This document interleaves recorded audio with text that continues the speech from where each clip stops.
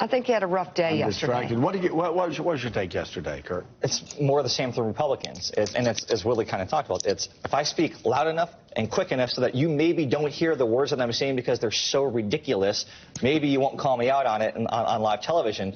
Thankfully, the witnesses were there, and they did so. But it just shows how desperate I think that Republicans are getting here, because not once have they actually, in any of these proceedings, going back from the judiciary hearings before Thanksgiving to the one we saw yesterday, have they actually talked about the substance of the allegations against the president. They continually talk about it's a rigged process. There were closed-door depositions. This is an unfair thing. And by the way, you've done this before, but when they start talking process and act shocked and stunned and deeply saddened that they did things behind closed doors. You have a quote every day I saw yesterday. I mean, whether it's Jim Jordan or whether it's Devin Nunes or whether it's the guy with the hair that used to run the committee. What's his name?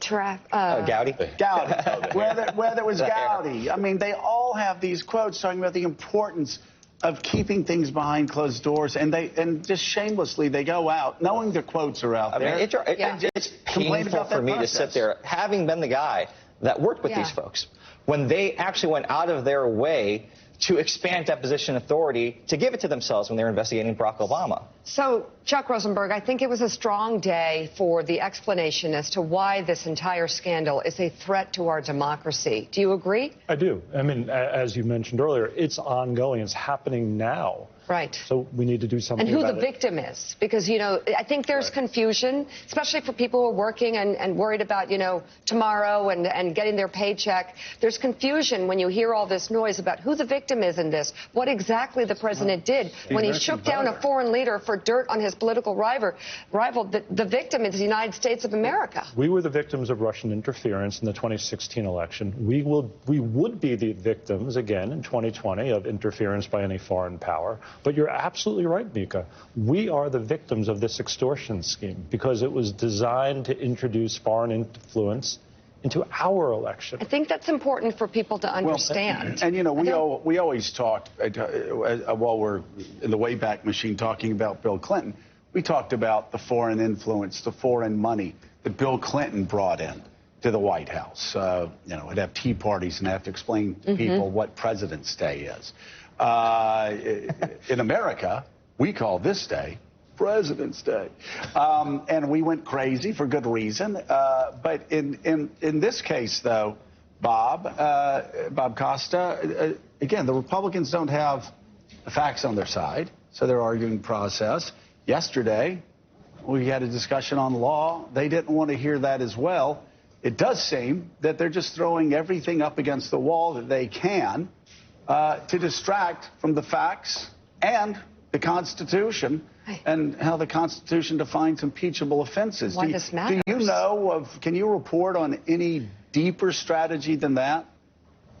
The strategy at the moment for most Republicans on Capitol Hill, I spent the day roaming around the building, is to move the attention and their focus to the Senate. That the House is effectively over as a story, politically, legislatively. They expect Speaker Pelosi at 9 a.m. this morning to make an announcement to move forward in some way to help encourage Jerry Nadler, the Judiciary Committee chair, to start formalizing those articles of impeachment. And then it's all about the Senate trial. That's why you saw Pat Cipollone, the White House counsel, meet with several Republican senators yesterday, because their strategy in the Senate, Joe, is essentially the same as it has been in the House, which is to challenge the process, to try to call Chairman Schiff or the whistleblower or those type of people, their targets politically as witnesses. On that point, Kurt, so there were two pieces to yesterday. It was part of the impeachment inquiry. I understand why they wanted those law professors to make the case, why these were impeachable offenses. I get it. But there's also the political side and the public side of it, which was the case with the Intel Committee as well. You put them out in public so the American people can hear and decide.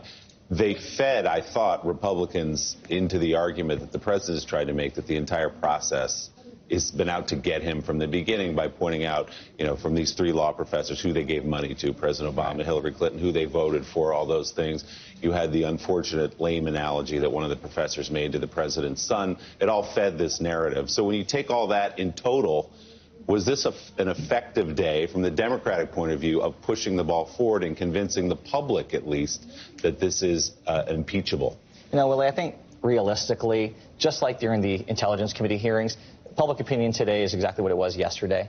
And part of the reason why is because when you have these type of hearings, you need to have the big witnesses, the household names that the American people can actually tune into and know who they are, not obscure law professors, not obscure diplomats or career civil servants. And this is why Democrats need to use every ammunition they have possible to convince the American people that they need to hear from Mick Mulvaney, from Rick Perry, from Rudy Giuliani, because getting those people center stage, that's what's going to bring in the audience of the American people to the hearings in a way that we haven't seen yet, and that's what could move public opinion. And yet, Chuck, it sounds like, from what we heard yesterday, that Adam Schiff and Nancy Pelosi, and we'll hear an announcement from here at 9 o'clock this morning, are not going to wait for these people. They're not going to wait to hear testimony from John Bolton. They're not going to wait for Rudy Giuliani. They want to get a vote before the end of the year. Which I think is unfortunate. I agree with Kurt.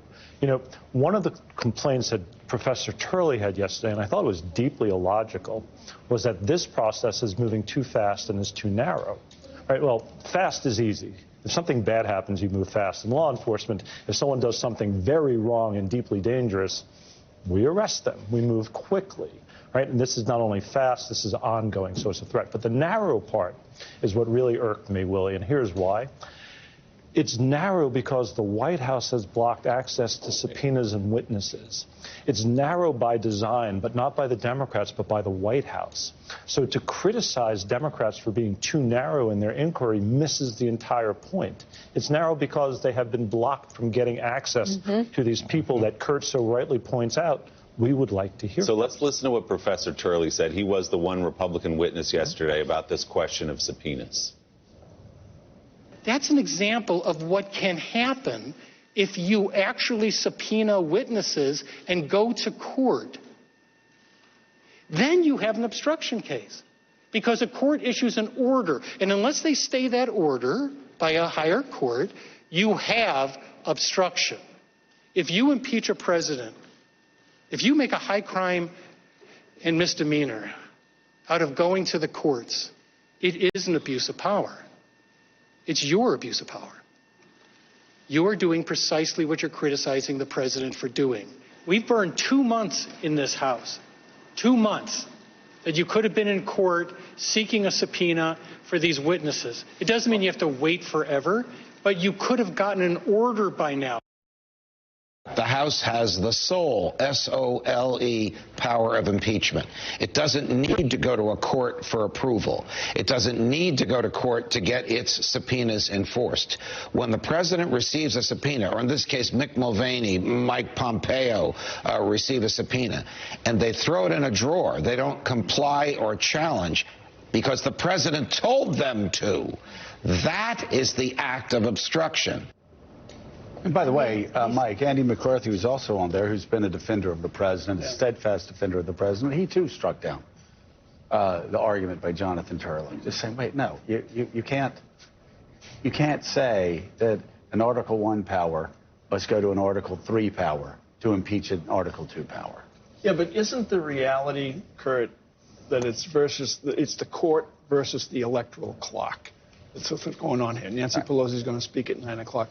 And the other oddity in this thing is in the American jury system, court after court after court, you have jury consultants who are hired to talk about jurors who are about to be impaneled. But in this case, the Republicans have bagged the jury. Yeah, exactly. I mean, you know, and Joe just pointed this out. I'm thinking about what Republicans would say if during the Obama administration, when they issued hundreds of subpoenas to Barack Obama, if Obama had said, you know what, I'm going to wait for a court to rule on whether your subpoena is valid or not, they would have lost their minds and impeached him right there. The idea that somehow a congressional subpoena is no longer valid unless a court says it is one of the purest follies I've ever seen. There's no legal grounds for it, and constitutionally it is a complete violation of why separation of powers exists in the first place.